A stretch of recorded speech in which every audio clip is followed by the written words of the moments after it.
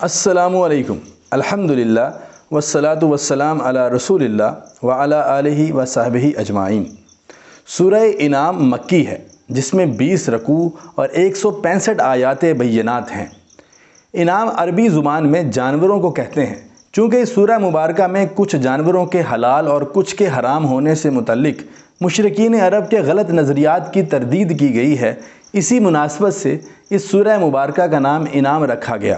حلال و حرام کے معاملے میں مشرکین عرب نے اللہ کی شریعت کے مقابلے میں اپنی شریعت بنا لی تھی۔ وہ کہتے تھے کہ فلاں مخصوص مویشی اور فلاں مخصوص کھیت بتوں کے لیے وقف ہیں۔ اسی طرح اگر حاملہ جانور کے پیٹ میں کوئی بچہ ہو تو وہ صرف مردوں کے لیے حلال ہے جبکہ عورتوں کے لیے حرام ہے۔ مشرکین عرب کے غلط نظریات کی تردید کرتے ہوئے بتایا گیا ہے کہ جس اللہ نے باغات، زیتون اور انار پیدا کیے ہیں، اسی اللہ نے مال برداری، گوشت اور دودھ کے حصول کے لیے جانور پیدا کیے ہیں۔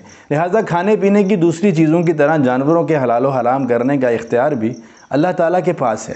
جس طرح 4 مدنی صورتوں سورہ بقرہ، سورہ آل عمران، سورہ نساء اور سورہ معاہدہ میں بنی اسرائیل کے خلاف فرد جرم عائد کی گئی تھی، اسی طرح اس سورہ مبارکہ میں بنی اسماعیل یعنی مشرکین مکہ کے خلاف حتمی فرد جرم عائد کی گئی ہے کہ وہ مشرک ہیں، شک میں مبتلا ہیں، حق کا مذاق اڑاتے ہیں، قرآن کے منکر ہیں، رسول پر اعتراض کرتے ہیں، منکر آخرت بھی ہیں، ضدی ہیں، کسی دلیل پر غور نہیں کرتے، مرضی کے معجزے مانگ رہے ہیں، قتل اولاد کے مرتکب ہیں، حلال و حرام اپنی مرضی سے بناتے ہیں۔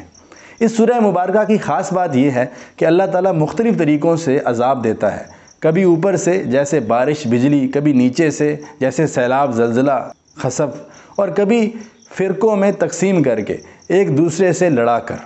اللہم صلی علی محمد وعلی آل محمد۔